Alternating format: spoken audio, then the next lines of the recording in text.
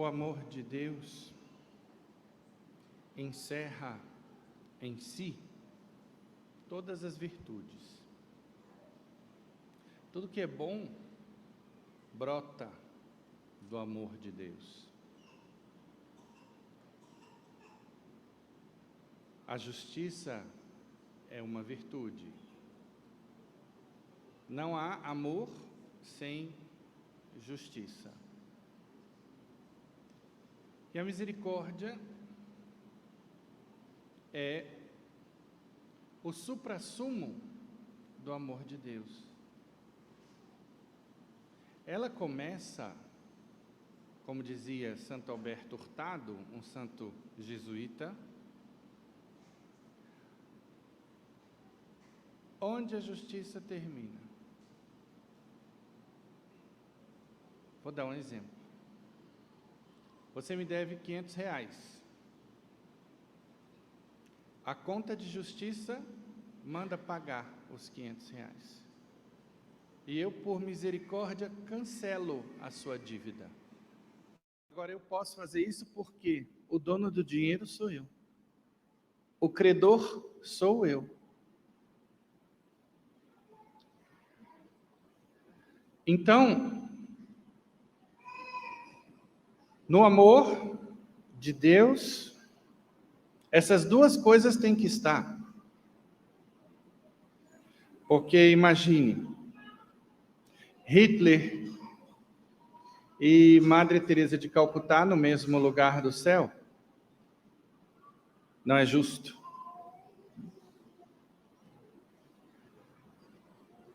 E dentro da misericórdia, nós vemos, por exemplo, a belíssima cena de Dimas, o bom ladrão, sendo perdoado no último momento, antes de exalar o último suspiro. Para algumas pessoas, esse perdão dado no último momento é escandaloso. Ah, o cara passou a vida inteira no pecado, foi ladrão, e na última hora se converte. Vamos lá. Não nos esqueçamos que para nós outros existe a realidade do purgatório. Então, se eu me converto de última hora, eu me livro do inferno, porque não morri fora da graça de Deus, mas eu tenho a conta de justiça para pagar lá no purgatório. Então, por isso, tratemos de nos converter o quanto antes. Até porque a igreja nos dá a oportunidade, através das devoções, como esta que celebramos hoje, a Divina Misericórdia, de não irmos para o purgatório. Vou morrer repetindo. Na Igreja Católica só vai para o inferno e para o purgatório quem quer. Quem é preguiçoso, não estuda doutrina, quem é negligente na sua caminhada, ou quem não quer mudar de vida. Porque o fiel de boa vontade, esse, se fizer por onde, pode morrer e ir direto para o céu. E isso é maravilhoso, isso é um grande alento para nós. Então, eu pergunto a vocês, Deus não tem muito mais a ganhar com o pecador que se converte? Claro. Já cheguei a citar aqui em homilias exemplos como o de Santo Agostinho, pai solteiro, pecador, se converteu, que era o grande sonho da sua mãe Mônica, que passou a vida em oração e penitência e lágrimas pelo filho, pela sua conversão, e não só assistiu à conversão do filho, que foi a premiação da sua paciência,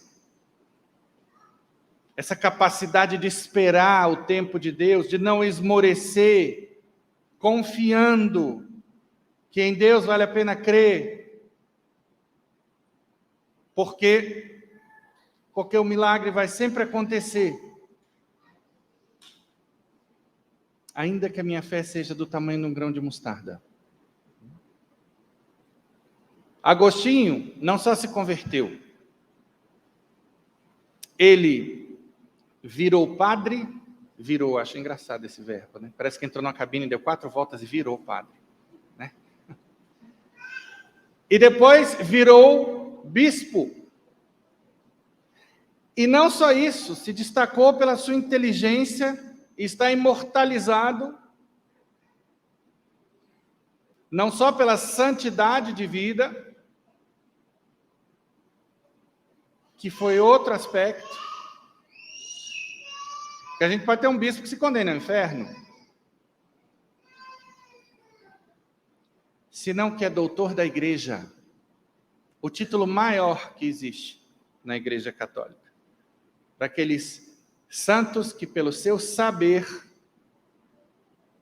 colaboram com a teologia cristã. Pois bem, então, caríssimos, Agostinho é um exemplo, mas eu tive já a oportunidade de falar aqui do filme Redenção, que eu recomendo que assistam. Sobretudo quem está no pecado e tem dificuldade de sair.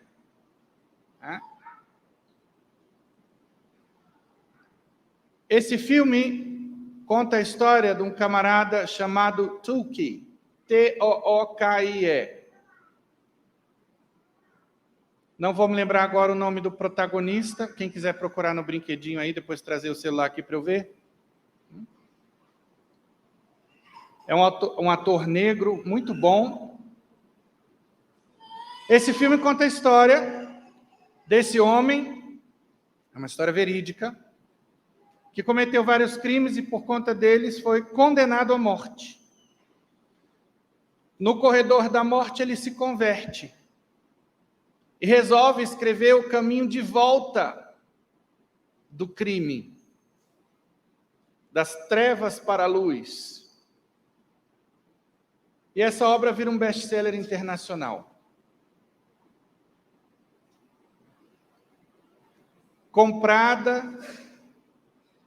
por vários governos da África do Sul na época do apartheid, de algum país ali da Escandinávia, não vou me lembrar se Noruega ou Dinamarca, enfim. Os resultados foram tão positivos, especialmente na África do Sul, que começou um clamor internacional para que o governador da Califórnia desse clemência a ele. Ele foi indicado a prêmio Nobel. Agora não vou me lembrar se de literatura ou da paz. Eu creio que da paz. E se ele obteve clemência ou não, eu não vou contar. Assistam o filme. O que eu posso dizer é que esse filme mostra os efeitos da misericórdia. Porque esse homem acreditou na misericórdia de Deus, acreditou que tinha jeito. Ali, aos 44 do segundo tempo, ele estava esperando ser executado a qualquer momento. Começa todo um trabalho fruto desse sentir-se perdoado, acreditar nesse perdão de Deus. E olha que lindo, esse arrependimento leva a uma mudança de conduta, e é tudo que Deus espera de nós com arrependimento pelos nossos pecados.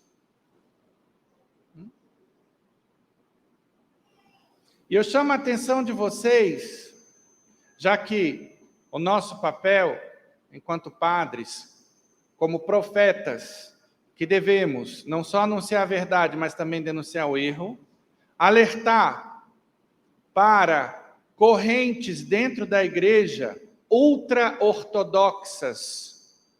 Eles são o oposto da teologia da libertação, ou do progressismo e do modernismo, que juntos só falam da misericórdia, esquecem da justiça de Deus. Para eles não existe inferno, o inferno é aqui quando a gente briga, o diabo sou eu quando faço mal para o meu irmão, aquele discursinho do oba-oba, de um Deus permissivo, deformado, porque é absurdo um discurso que libere o pecado. Agora o santo e o pecador estão no mesmo patamar, porque Deus é só misericórdia. Fala sério. Vai estudar, vai pensar um pouquinho na depravação desse discurso. Então essa galera é a que peca por falta, mas tem a que peca por excesso, que são aqueles que só enxergam a justiça de Deus. O tom da pregação é só no sentido do encontro com Deus juiz. Cuidado, abre teu olho. Escreveu, não leu, o pau comeu. Vai cair um raio do teu lado já, no próximo pecado. A gente anda até assim. Eu já escutei esse tipo de pregador. Adoece. Então, muito cuidado.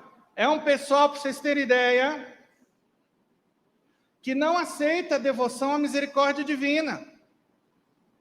Não aceita a canonização de Faustina Kowalska. Dizem que esse discurso, que essa devoção, vai arrastar muitas pessoas para o inferno. Imaginem. Então a Igreja Católica está acéfala. Por quê? Porque os papas que têm recomendado essa devoção são pessoas hereges. A igreja canonizou quem não devia canonizar. E cadê o poder das chaves aí? Cadê a infalibilidade papal? Então, eles são os donos da verdade, estão acima de tudo e de todos, os únicos bastiões da ortodoxia na igreja. Isso tem um nome na teologia: soberba. Nós devemos andar com a igreja, nem um passo à frente, nem um passo atrás. Ah, padre, mas já teve papa pecador. Teve, e pode ter. Os papas são homens. Agora, o que não vai acontecer é algum papa querer se levantar contra qualquer verdade revelada, contra qualquer dogma proclamado pela igreja, destoar do magistério de sempre. Isso não vai acontecer. Se um tal papa, quem quer que seja, assim o fizer, ele vai cair do galho. Então podemos ficar tranquilos com relação a isso, porque está prometido por Jesus que as portas do inferno não prevalecerão contra a igreja. Nós vemos uma crise na igreja hoje sem precedentes, padres e bispos professando heresias, lamentavelmente, mas podemos ter certeza de que as portas do inferno não prevalecerão. Agora precisamos fazer o nosso dever de casa. Que é trabalhar a nossa santificação, estudar a doutrina. O católico que estuda o catecismo em especial, que sai de um curso bíblico, entra em outro tipo de formação, esse não corre riscos com relação à sua fé. Agora o católico meia boca, aquele que não está nem aí, que só fica na missa do domingo, é o que eu falo, o catoliquinho feijão com arroz, é missa dominical, Pai Nosso, Maria e Glória, debaixo da coberta, antes de dormir, e R$1 de esmola. Essa é a fé e as obras dos minimalistas, que estão na leseira, na modorra espiritual. Eu falo para incomodar mesmo. Se esse é o caso, eu não estou falando para você se ofender, eu estou falando para você, se tiver humildade, acordar. Agora, se não tiver, vai se ofender. Aí vai fazer igual o menino do buchão. Não vi mais essa paróquia. Não escuto mais esse padre. Fazer o quê? Padre nenhum, a começar por mim, quer bater em fiel nenhum. Eu sempre digo, não sou eu ou qualquer outro padre que bate. É a sua consciência que está dando na sua cara. No fundo é isso. Cuidado com essas confusões psicológicas. Padre Antônio Vieira, de quem sou discípulo, o maior pregador da língua portuguesa, já dizia: o sermão bom é aquele que incomoda, é aquele que dói, porque é o que desinstala. Pois bem, então nós estamos aí na esteira da ressurreição de Cristo. O maior dogma da nossa fé, a base, o pilar da nossa fé. Caríssimos, vocês que estão em pé aí atrás, tem muito lugar aqui na frente, por favor, tomem assento. É a fila da confissão? Então tá bom. Então, nós não só comemoramos aquilo que é o pilar central da nossa fé, que é a ressurreição de Jesus, que garantiu a vitória sobre o pecado e a morte, nos liberta do medo de morrer, nos dá segurança existencial nessa vida, porque o que de pior pode acontecer ao homem seria o quê? Morrer, mas para nós, a morte é lucro, como diz São Paulo. E se para você a morte não for lucro, você está com problema de fé, marca um horário, vamos conversar. Nenhum católico com a fé assentada sobre a rocha pode ter medo de morrer. E é mais. Pergunta: padre, o senhor quer morrer? Eu tendo a certeza, se um anjo dissesse assim, sua conta está zerada, você vai direto para o céu. Eu falo: meu filho, me leve logo. Traga mais uns 2 anjos que eu peso um pouquinho mais, bora.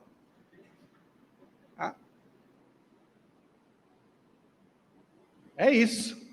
Eu só iria pedir um pouquinho mais de tempo, se tivesse que purgar alguma coisa. Não, peraí, então deixa eu pagar aqui, que eu não quero pagar no purgatório, não. Então, gente, tem esse aspecto da ressurreição, mas tem também o quê? A misericórdia de Deus, que é o que Deus espera de nós todos. Jesus quer que nós o imitemos, em especial, na misericórdia, porque ele morreu por nós, nós ainda sendo seus inimigos pelo pecado. E por isso eu vou incomodar sempre aquele católico que de repente faz uma quaresma heróica, passa pão e água, se retira para um eremitério, mas não quer perdoar um parente, um amigo. Deixa entre parênteses essa seção, por assim dizer, da sua vida. Não, isso aqui é a parte.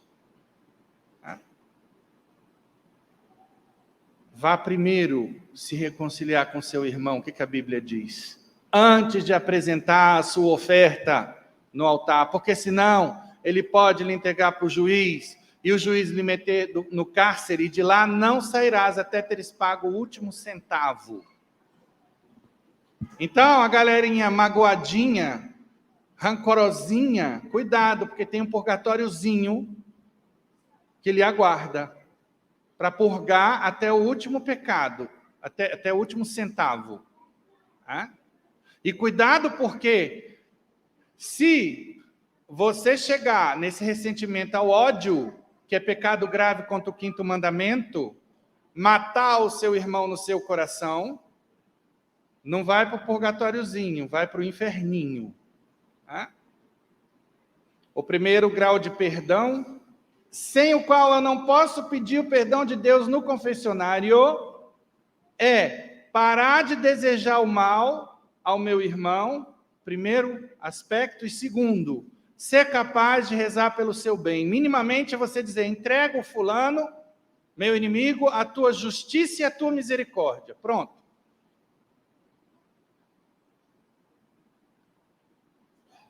Então, cuidado. Bem-aventurados misericordiosos, porque alcançarão misericórdia. Sempre, em cada missa, a gente deve fazer uma análise dos nossos corações para ver se o coração está limpo. Inclusive, existe um movimento na liturgia da igreja que quer pegar o abraço da paz, esse que fica próximo da comunhão, justamente porque esse abraço da paz dado aí, às vezes distrai o fiel, por ser um momento de maior alegria, daquela introspecção que deve haver, na medida em que nós vamos subindo o Calvário, porque a missa é o sacrifício de Jesus, portanto, perto da Eucaristia, silêncio, concentração, eu vou conversar com meu Deus, eu vou me alimentar dele. Então, hoje existe um movimento no sentido de se trazer o abraço da paz para antes do ofertório, por causa dessa palavra. Vejam que bonito, inspirado na Sagrada Escritura. Antes de apresentar a tua oferta no altar, vai te reconciliar com teu irmão. Então a gente dá o abraço da paz. E o abraço da paz não serve só para cumprimentar as pessoas que estão do lado.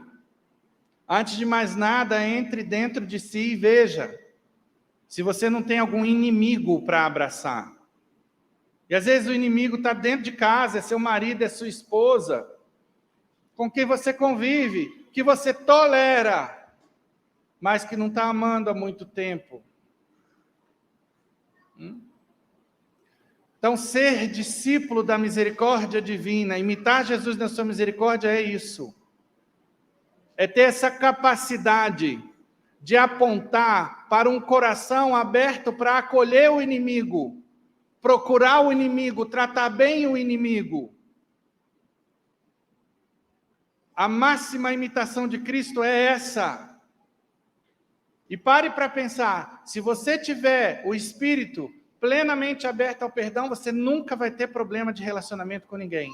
As pessoas podem ter problema com você, porque sempre vai ter o invejoso, aquela pessoa ruim, que quer o nosso mal, gente perturbada, psiquiatricamente, espiritualmente, satélites do Satanás, muitas vezes.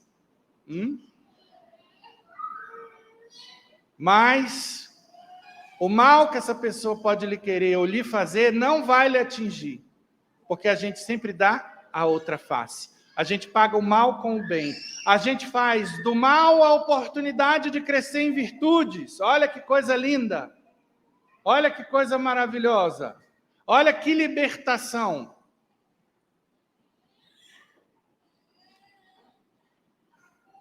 Então, meus irmãos, vamos ver que nós somos os arquitetos dos nossos problemas. Até aquilo que parece não ser um problema meu, na medida em que eu não tenho como controlar o que vai na sua mente, no seu coração, com relação à minha pessoa. Eu não tenho como exigir de você bons tratos a mim. Eu não tenho como evitar o seu menosprezo, o seu desdém. Mas eu tenho como controlar a minha mente, o meu coração, para reagir bem ao seu menosprezo, ao seu desdém. Não me deixar afetar, não perder a paz, apesar da sua inimizade. E isso é inteligência emocional alimentada pelo Espírito. Quem gosta de inteligência emocional e estuda, hoje a gente vê uma febre, né? Desde que Daniel Goleman, felizmente, trouxe para a psicologia essa abordagem maravilhosa da inteligência emocional, que é o quê? Eu aprender, porque a inteligência emocional pode-se nascer com ela. Tem pessoas que têm um alto grau que já vem de berço. Tá? Especialmente se o pai e a mãe tinham essa alta inteligência emocional. E, óbvio, se tinham, vão educando o filho ali também a domarem as suas emoções através da inteligência. Mas eu digo a vocês, quer turbinar a sua inteligência emocional, se você estuda o assunto, se interessa pelo assunto, eu, que tenho formação nisso, alimente a sua alma com as verdades da fé. Encha o seu armário de referências com as passagens do Evangelho, com os bons exemplos dos nossos santos. O que é o armário de referências? Segundo a programação neurolinguística, que é neurociência, eu também tenho especialização nessa área. É um armário, entre aspas, que está aqui. No fundo, é um dos arquivos da nossa memória que está cheio dessas passagens, que vão nos valer nos momentos de dificuldade.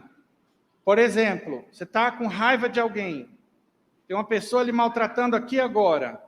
Você corre no seu armário de referências e vai encontrar o quê? Não pagueis o mal com o mal. A Bíblia nos manda, Mateus 7,12, fazer o quê? Tratar o outro como eu gostaria de ser tratado, não fazer com o outro que eu não quero que faça comigo. Aí vem, perdoar 70 vezes, 7 vezes. Perdoar as nossas ofensas, assim como nós perdoamos a quem nos tem ofendido. Está lá no Pai Nosso. Bem-aventurados misericordiosos. Pronto! Eu agora, com a inteligência alimentada pelo Espírito, pela fé, tomo aqui uma decisão que vai me gerar paz interior, que vai edificar o meu entorno. Isso é bom para mim, é bom para todos. Por isso que a fé é imbatível, que ela não é só bom para nós, ela é boa para todo mundo. Bem, então, hoje é o segundo domingo da Páscoa, nós estamos no tempo pascal. E hoje nós colocamos a ênfase, por causa da festa da Divina Misericórdia, neste outro aspecto da Páscoa de nosso Senhor Jesus Cristo, que foi a misericórdia dele para conosco. E aí, eu vou falar um pouco dessa devoção maravilhosa que existe na igreja. A palavra devoção tem raiz no latim devotione e significa afeição, dedicação, sacrifício e culto. Na teologia e na espiritualidade católica, devoção é um ato de religião. Santo Tomás de Aquino diz que a devoção é, abre aspas, a vontade pronta para se entregar a tudo que pertence ao serviço de Deus. E aí vai a primeira pergunta, porque eu vou morrer dizendo aqui, toda Santa Missa é uma oportunidade de eu me alimentar da palavra de Deus, explicada na homilia, me alimentar do corpo e do sangue de Cristo para me transformar. Católico não pode entrar à missa e sair missa e ficar do mesmo jeito. Tem gente que a gente vê, tem 20 anos de igreja, e é esse católico, vem à missa, Pai Nosso, Ave Maria, Glória à Noite, R$1 de esmola no sinal, não muda. Aí a pessoa ainda é melindrada, ai padre, eu estou fazendo caridade, R$1 não é esmola, Aumenta esse R$1, criatura, ganhou mais, passou no concurso, dá 2, pelo menos. Quando é que vai sair do Pai Nosso, Ave Maria, Glória, para uma dezena do terço que seja? Porque na vida espiritual, moçada, ou se sobe ou se cai. O que me preocupa é isso. Então, a gente precisa se transformar. Então, vejam o que Santo Tomás diz. A vontade pronta para se entregar a tudo que pertence ao serviço de Deus. Então, nós não devemos deixar passar a oportunidade de fazer o bem que Deus nos dá. Às vezes tem pessoas que chegam no confessionário e falam assim, padre, eu pequei essa semana porque não rezei o terço nem um dia. Eu esclareço, vem cá, Qual é o mandamento que manda rezar o terço? Não tem nenhum. Então, não rezar o terço não é um pecado. É pecado eu ficar sem qualquer tipo de comunicação com Deus, sem qualquer tipo de oração.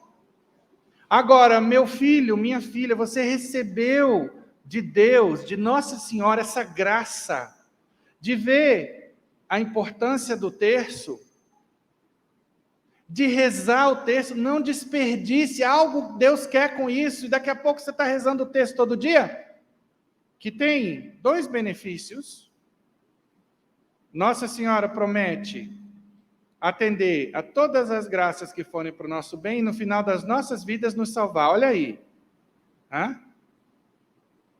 Além dos benefícios físicos que a ciência moderna prova que a oração gera. Quer no final da missa saber mais? Entra ali comigo e eu mostro para você. Vou morrer dizendo, por onde quer que a gente analise, a fé está ganhando em tudo. Então aí qual é o conselho? Reze esse terço, daqui a pouco Deus vai inspirar novas obras de misericórdia no seu coração. O que Ele está tentando lapidar? É o santo que existe em você, mulher. Em você, homem de Deus. E a gente fica ali com o passo do elefantinho, amarrado. Deus quer que a gente seja lebre, a gente fica ali como jabuti. Pois bem, sendo assim, toda verdadeira devoção tem como fim último o próprio Deus. Devoções devem me transformar, não podem ser mecânicas, nem uma mera repetição de orações, nem se firmar no mero cumprimento de preceitos, senão a gente cai no farisaísmo. A religião judaica é cheia de preceitos, de leis, de normas, e os fariseus faziam tudo aquilo ali, só que tinha um coração duro. O que diz Mateus 9,13? E depois e aprendei o que significa misericórdia quero e não sacrifícios. Porque eu não vim chamar os justos, mas os pecadores. E é isso que essa galera ultra-ortodoxa não entende. A sensação que a gente tem é que eles, se pudesse, já mandavam os pecadores tudo para o inferno. Eles seriam a própria alfândega. Ei, você, está com a vida irregular. Vamos lá, vou te apagar aqui. Então, na contramão da igreja, muito cuidado. Porque toda heresia tem uma lógica sedutora, tem um canto da sereia. Muito cuidado. Filoteia. Vai todo mundo comprar Filoteia.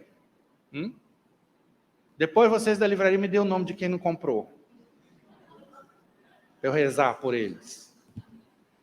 Filoteia é uma das grandes obras escritas por São Francisco de Sales, doutor da igreja. Leiam. Tem 2 obras dele que são maravilhosas. O Tratado do Amor de Deus e Filoteia. Eu fico de cara, um dia, conversando com um católico, muito culto, por sinal. O cara já tinha lido todos os autores havidos e por haver. Machado de Assis, Júlio Verne, Milan Kundera, mas assim, tudo. E aí, quando a gente pergunta, vem cá, a Bíblia, você já leu toda? Não. Aí comecei a perguntar, Filoteia, o diálogo, tratado de uma alma, nada, nunca. Agora, muitas vezes, sabe por quê? Por falta de estímulo. Não vai ser o caso nessa capelania nunca. Porque essa livraria aí, eu vou insistir, passem nela. Toda a missa, vão ver novidades. Sai de um livro e entra no outro, na medida das suas possibilidades. Para de viver de desculpa, que não tem tempo, que corre. Isso é desculpa do incompetente, da pessoa que não quer. E ninguém engana Deus, não. Deus sabe se você pode e não faz porque tem preguiça, porque é desorganizado. Não desperdice os talentos que Deus lhe deu, criatura. Eu vivo pelo WhatsApp ou pessoalmente conversando com a pastoral da evangelização, mandando novas sugestões, o que o povo de Deus manda para mim. Padre, li esse livro, é maravilhoso, eu vou lá dar uma olhada, é bacana. Ou, se Se posso ler, eu leio também, né? Que a gente tem que estar se reciclando sempre. Você, pai, você, mãe, você estuda a espiritualidade da igreja para educar seus filhos? Porque Deus confiou essas alminhas a vocês. Ou vai ficar só ensinando, mãezinha do céu, eu não sei rezar. Só isso. É a catequese que a criança recebe em casa hoje em dia. Fala sério. Hora de acordar. Então, São Francisco de Assis São Francisco de Sales diz o seguinte, eu estou aqui lendo o capítulo de Filoteia, que fala sobre devoção. Vamos lá, quem é Filoteia? Não é a irmã da Doroteia. É um nome de mulher fictício, que no escrito de São Francisco de Sales é a sua alma, é a minha alma. Filia quer dizer amizade, theos, Deus. Ele chama a sua alma de amiga de Deus. Ou seja, você que quer ser amiga de Deus, siga o que eu estou falando aqui. E assim ele escreve Filoteia. A verdadeira devoção, Filoteia, diz ele, pressupõe o amor de Deus, ou melhor, ela mesma é o mais perfeito amor a Deus. Esse amor chama-se graça, porque é endereçado à nossa alma e a torna bela aos olhos de Deus. Se nos dá força e vigor para praticar o bem, assume o nome de caridade. E se nos faz praticar o bem frequente, pronta e cuidadosamente, chama-se devoção e atinge, então, o maior grau de perfeição. Vou esclarecê-lo com uma explicação tão simples quanto natural. Os avestruzes têm asas, mas nunca se elevam acima da terra. As galinhas voam, mas têm um voo pesado e o levantam raras vezes e a pouca altura. O voo das águias, das pombas, das andorinhas é veloz e alto e quase contínuo. De modo semelhante, os pecadores são homens terrenos e vão se arrastando de contínuo à flor da terra. Olha o minimalismo que eu falei aí. Os justos, que são ainda imperfeitos, elevam-se para o céu pelas obras, mas fazem-no lenta e raramente, com uma espécie de peso no coração. São só as almas possuidoras de uma devoção sólida que, à semelhança das águias e das pombas, se exalçam a Deus por um voo vivo, sublime e, por assim dizer, incansável. Numa palavra, a devoção não é nada mais do que uma agilidade e viveza espiritual, da qual ou a caridade opera em nós, ou nós mesmos, levados pela caridade, operamos todo o bem de que somos capazes. Copiou? Todo o bem de que somos capazes. Helen Keller já dizia, não podemos engatinhar se o nosso destino é voar. Essa mulher nasceu cega, depois, por uma doença novinha, ficou surda, e porque ficou surda não aprendeu a falar. Imagina um ser humano cego, surdo e mudo. Fecha os olhinhos aí, tapa os ouvidos. Fecha. Fecha os olhos, criatura. Então, quem está olhando para mim está no erro. Fecha o olho, tapa os ouvidos agora. Tapa os ouvidos. Isso. Para sentir um pouquinho o que era o mundo. Volta todo mundo agora. Se voltou é porque não tapou os ouvidos direito. Olha só. Isso é para vocês terem uma experiência. O que era o mundo de Helen Keller, moçada. Inclusive, livraria, encomende o Milagre de Anne Sullivan, que é essa galera que prestou atenção nessa homilia, na semana que vem, aliás, já deixa encomendado, eles vão encomendar de quem pedir.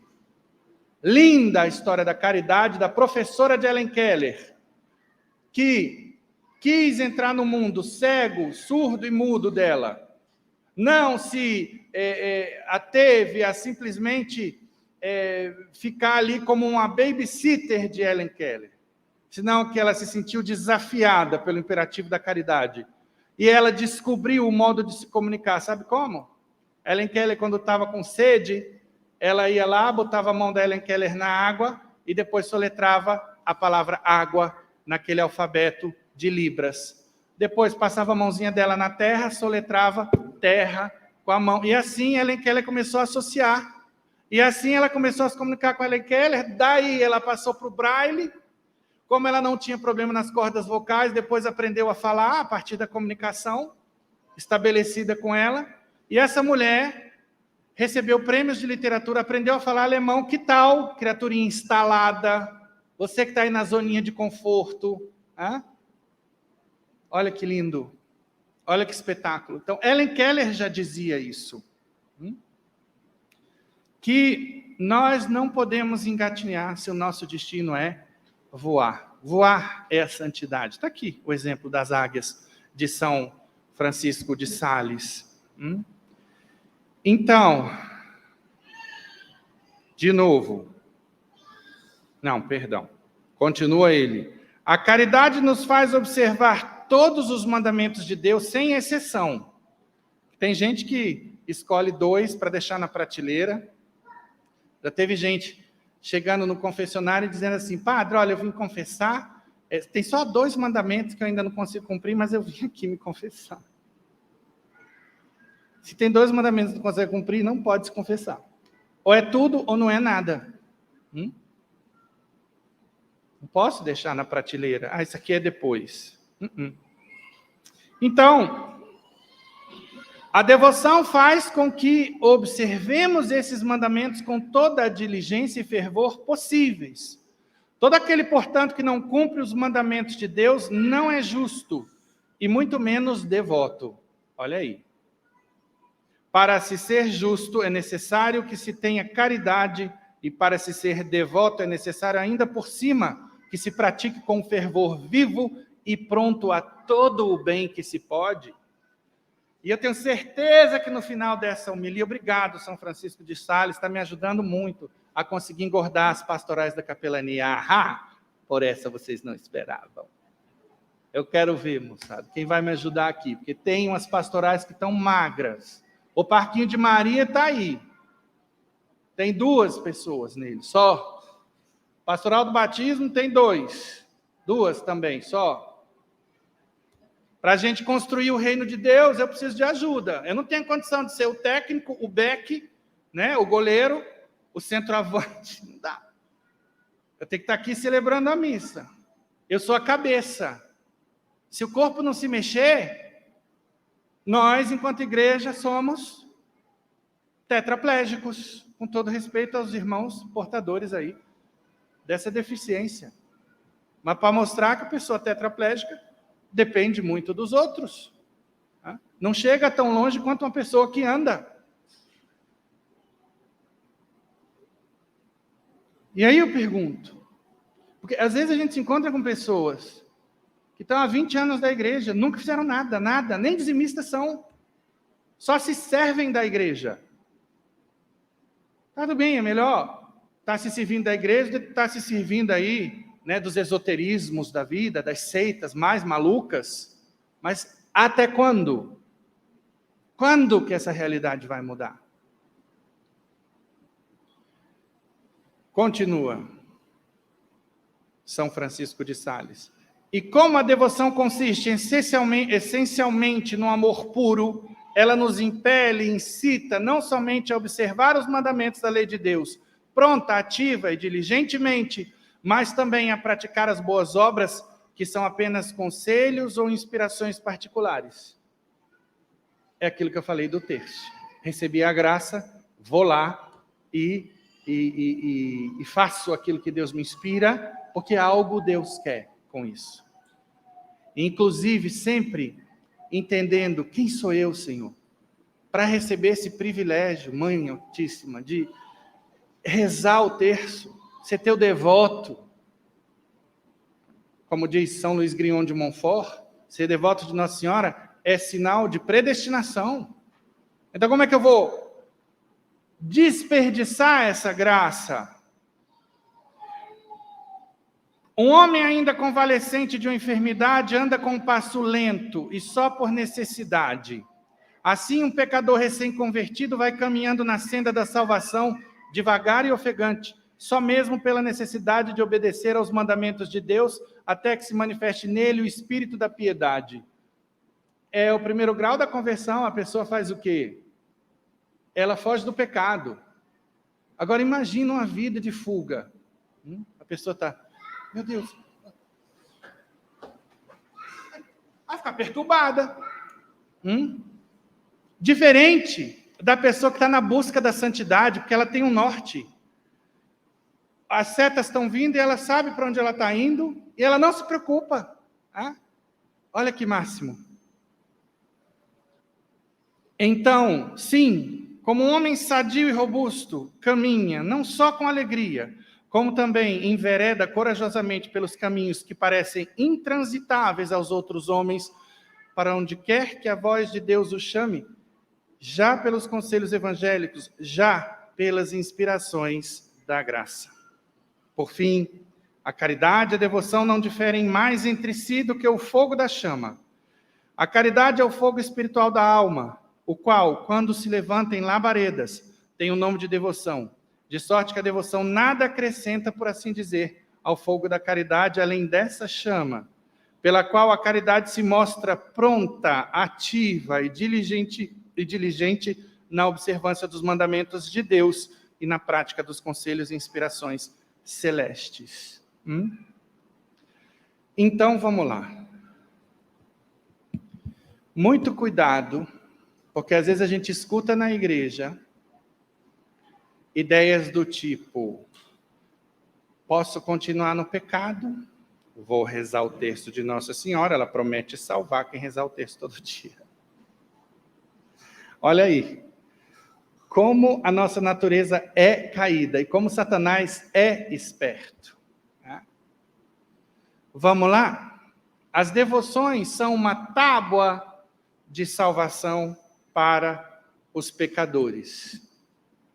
As devoções podem vir a salvar aquele que tem o arrependimento, aquele que se reconhece pecador. Então, é para ele que vai essa promessa. E ela vai ser eficaz porque eu, como pecador, me vejo fraco. Eu já tentei largar o pecado, não consegui. Eu estou errado. Senhor, me dá força, me ajuda. Então, essa é a vibe, moçada. Aí eu não estou dando conta, eu começo a rezar o texto da misericórdia, eu começo a rezar o texto de Nossa Senhora, pego as chamadas devoções salvíficas, esperando que elas me alcancem a graça de largar o pecado, simples assim. Porque uma coisa eu posso dizer para vocês: quem fica no pecado, quer continuar no pecado, não se acha pecador, Deus resiste aos soberbos, começa daí. E aí o que vai acontecer? A pessoa não vai perseverar na devoção. Ela pode até se iludir. Só que o que é próprio do pecado mortal? Esfriar a caridade. E começa a caridade para com Deus, que pauta o nosso relacionamento com Ele. Então,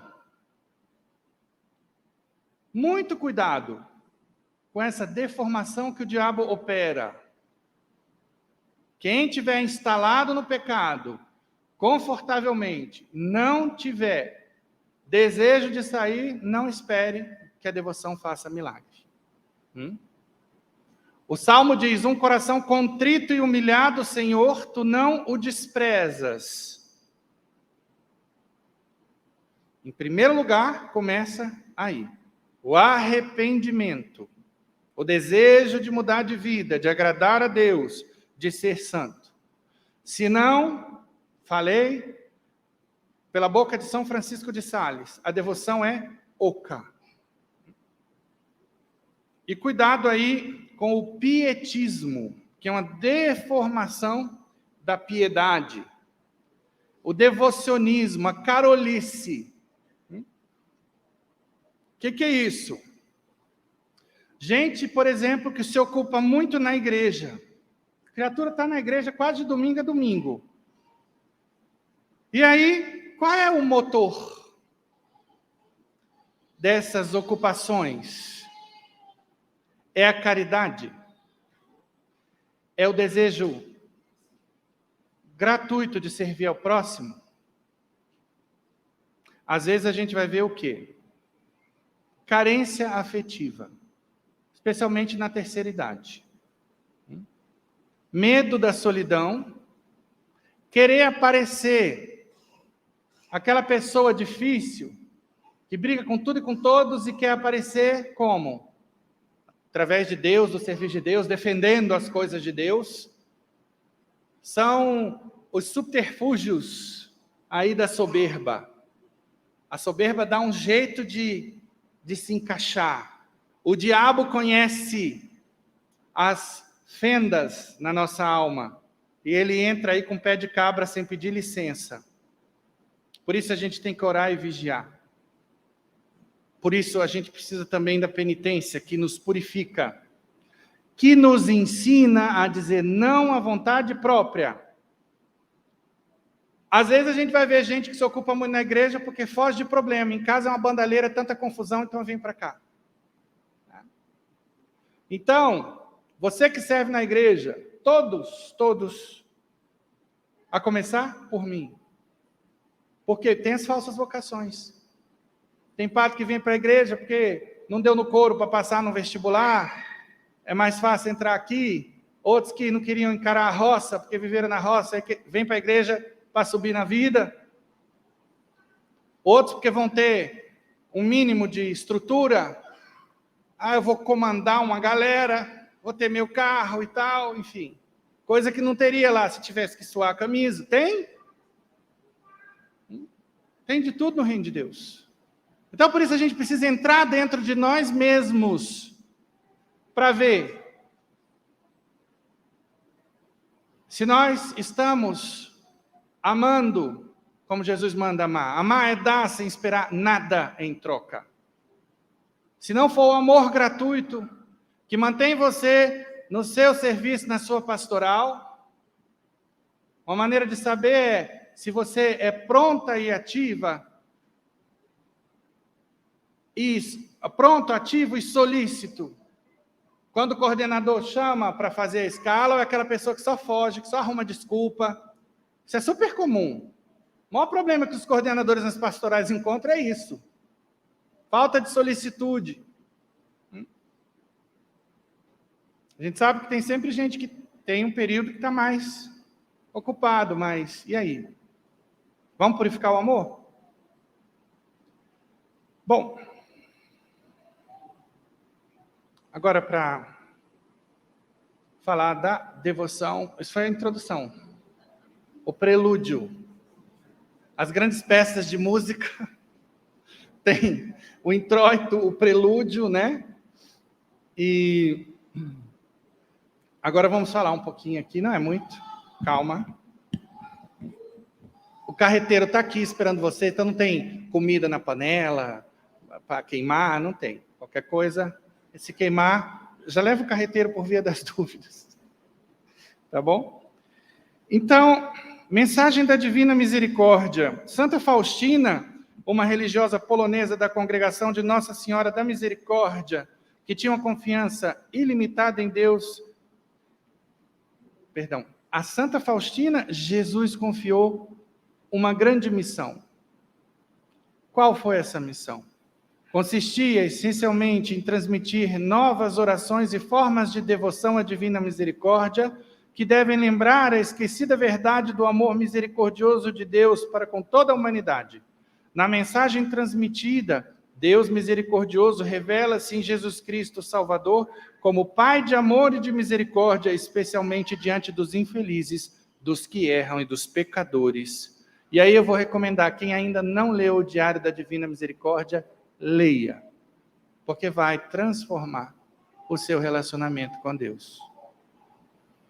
Palavras de Jesus, a irmã Faustina. Ela viveu 33 anos, a idade de Cristo, curiosamente, entre 1905 e 1938.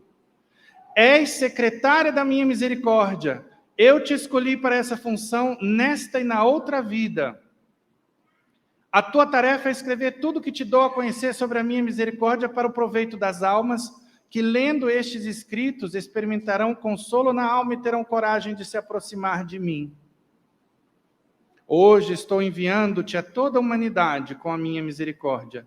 Não quero castigar a sofrida humanidade, mas desejo curá-la, estreitando-a ao meu misericordioso coração. Antes do dia da justiça, estou enviando o dia da misericórdia. Lembram-se de Dimas? O que Jesus respondeu a Dimas? Hoje mesmo estarás comigo no paraíso. O que é a misericórdia? Você me deve R$500 e eu digo, não precisa pagar.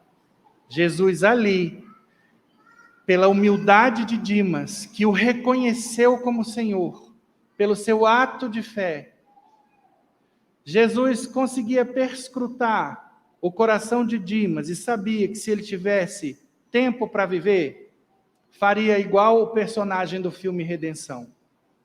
E aí por isso que Deus vai, porque tem gente que vai dizer, mas e o purgatório? Deus é quem é onisciente criatura, não é você, nem eu. Tá?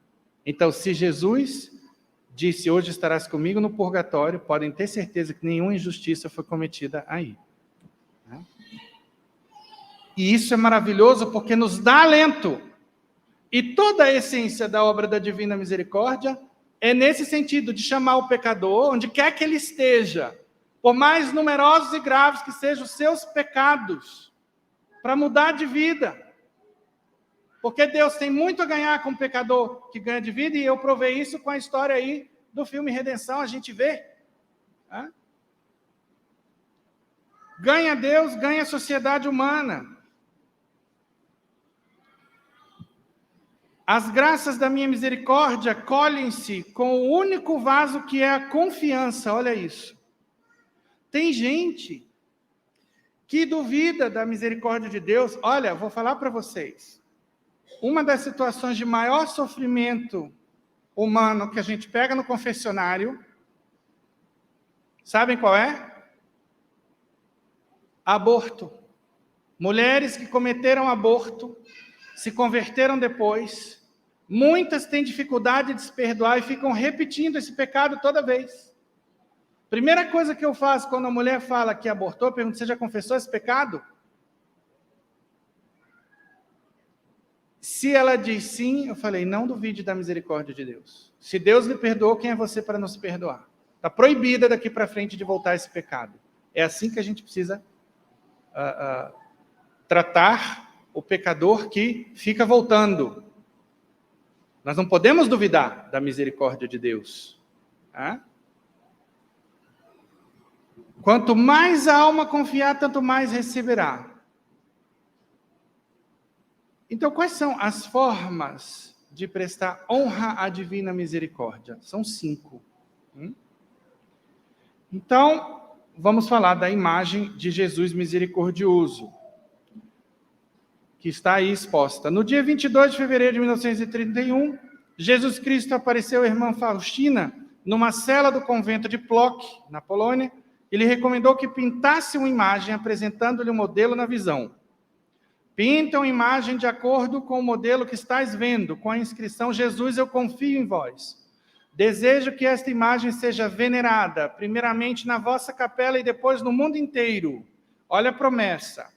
Prometo que a alma que venerar esta imagem não perecerá. Prometo também já aqui na terra vitória sobre os inimigos, especialmente na hora da morte. Olha aí. Então, compre a imagem, pode encomendar a pastoral aqui da evangelização, para a gente providenciar, quem não tem ainda.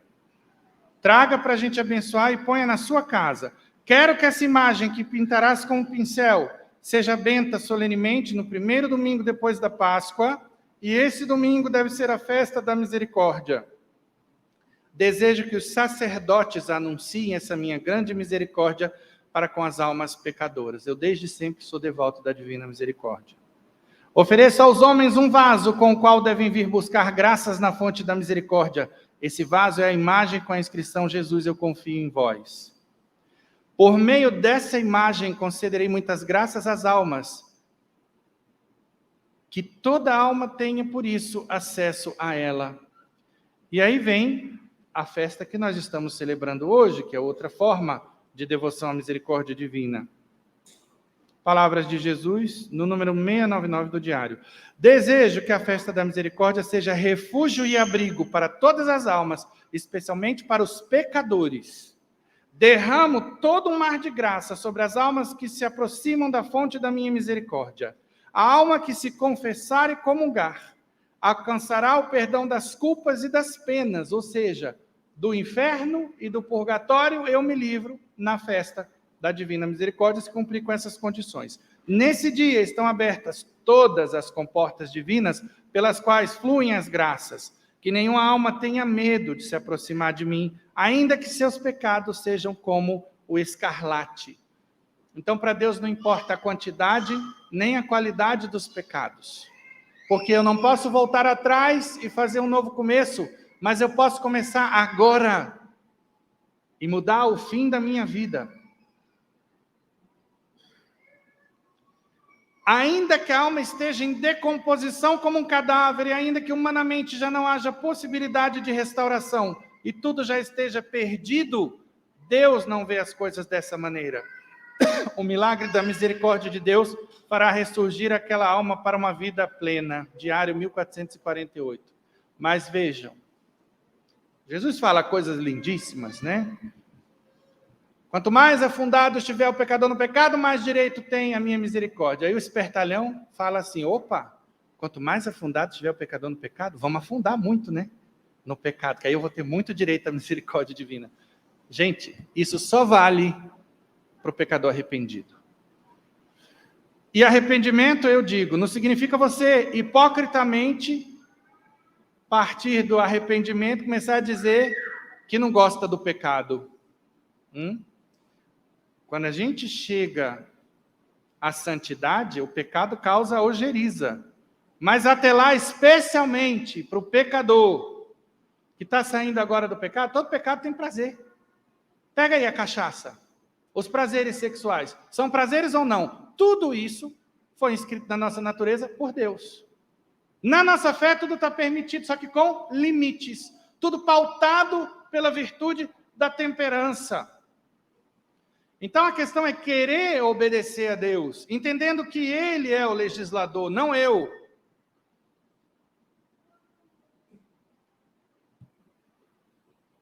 O terço da Divina Misericórdia, muito fiel não conhece. Um terço simples, você reza em 5 minutos. Começa com o Pai Nosso, depois vem a Ave Maria, o Credo, e depois nas contas grandes. Eterno Pai, eu vos ofereço o corpo, o sangue, a alma e a divindade de vosso diletíssimo Filho, nosso Senhor Jesus Cristo, em expiação dos nossos pecados e dos pecados do mundo inteiro.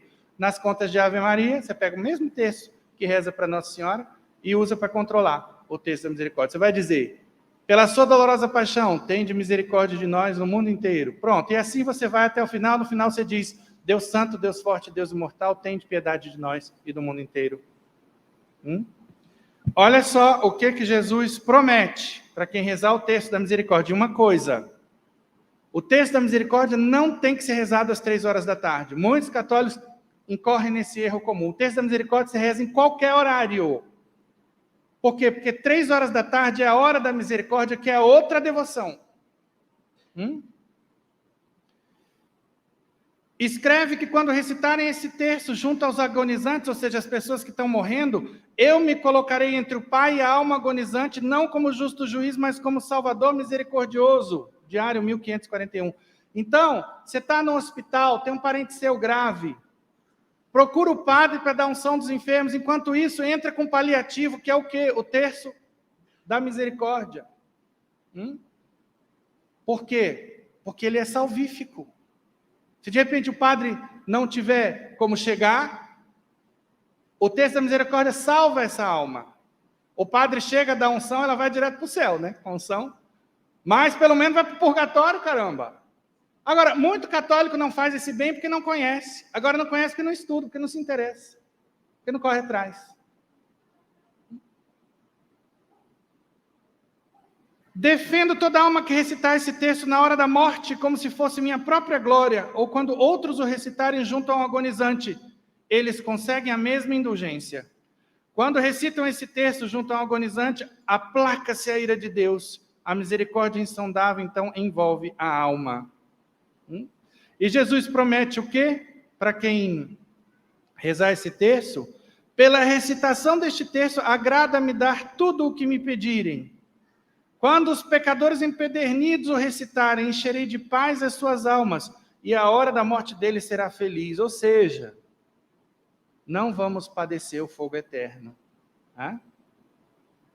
Então, as devoções para o fiel que está no pecado, que se reconhece pecador humildemente, vão alcançar essas graças para mudar de vida e não morrer fora da graça de Deus. Tá? Pensemos nisso. Devoções são tábuas de salvação que Deus estende para nós, mas sempre elas devem apontar para a santidade de vida. Seja para o convertido, porque a devoção deve me aperfeiçoar, como lemos aqui em São Francisco de Sales, seja em especial para o pecador. E a hora da divina misericórdia, outra forma de devoção, é todo dia, entre 15 e 15h59. Foi a hora que Jesus morreu, foi quando ele derramou sobre a humanidade o sangue e a água que vocês estão vendo aí no quadro. Os raios vermelhos representam o sangue, representa o sacramento da Eucaristia. A água representa a água que nos lava do pecado. Isso aí é uma representação da misericórdia, por quê? Porque o batismo apaga todos os nossos pecados, isso é a misericórdia de Deus em ação. E a Eucaristia também vai nos santificando. Então, é a misericórdia de Deus que se dá como alimento para nós, pelo nosso bem espiritual. Então, a hora da misericórdia consiste em que, vamos lá, às 3h, imploro a minha misericórdia, especialmente pelos pecadores, e ao menos por um breve tempo reflete sobre a minha paixão, especialmente sobre o abandono em que me encontrei no momento da agonia. Esta é a hora de grande misericórdia para o mundo inteiro. Permitirei que penetres na minha tristeza mortal. Nessa hora, nada negarei à alma que me pedi pela minha paixão. Então, o que eu tenho que fazer? Meditar sobre a paixão de Jesus, alguma passagem, fazer companhia a ele nesse abandono, e eu tenho que ser intercessor pelos pecadores. Nossa Senhora em Fátima dizia que muitos vão para o inferno porque não há quem interceda por eles, quem se sacrifique por eles. É obra de misericórdia rezar pelos vivos e pelos mortos. Então, essa devoção entra dentro dessa obra de misericórdia. E nós estamos rezando numa hora especial, que foi quando Jesus foi traspassado pela lança, e aí ele morre derramando a sua misericórdia, através do sangue e da água, sobre toda a humanidade. Nessa hora conseguirás tudo para ti e para os outros. Nessa hora realizou-se a graça para todo mundo. A misericórdia venceu a justiça. Procura rezar nessa hora a via sacra, e se não puderes fazer a via sacra, entra ao menos por um momento na capela e adora o meu coração, que está cheio de misericórdia no Santíssimo Sacramento. Se não puderes sequer ir à capela, recolhe-te em oração onde estiveres, ainda que seja por um breve momento. Então, meus irmãos, está aí, nós vimos a imagem, o terço, a hora, a festa e a novena que nós rezamos, começando na sexta-feira da Paixão. Cada dia da novena coloca diante da misericórdia de Deus uma categoria diferente de pecadores, para que nós, como igreja, possamos interceder pela salvação deles. E podem ter certeza que um Dimas chegou a esse arrependimento na última hora, porque ele recebeu uma graça especial de Deus. Muitos vão receber graças especiais de Deus, não pelos próprios méritos, mas porque tem pessoas santas rezando, jejuando por eles. Vamos então, no dia de hoje, colocar na presença do nosso Deus as nossas misérias, os nossos pecados. Quem está nos assistindo em casa também, se por acaso alguém aqui está privado da Eucaristia, humilhe-se diante de Deus, pedindo perdão, pedindo essa graça de mudar, a força para mudar de vida, para viver conforme os mandamentos do Senhor, para receber de Deus essa graça de morrer em paz. Uma oração que todos nós devemos fazer, todos os dias, é pedir a Deus a conversão, a santificação, a perseverança final e a salvação, que é o que nós vamos pedir hoje aqui. E não fiquemos só pensando em nós, mas coloque na presença do Senhor aquele parente, aquele amigo, aquela amiga que vive no pecado, que está afastado de Deus, que não está nem aí para Deus. Vamos clamar nessa festa da misericórdia para que o Senhor possa ter misericórdia deles também. Louvado seja nosso Senhor Jesus Cristo.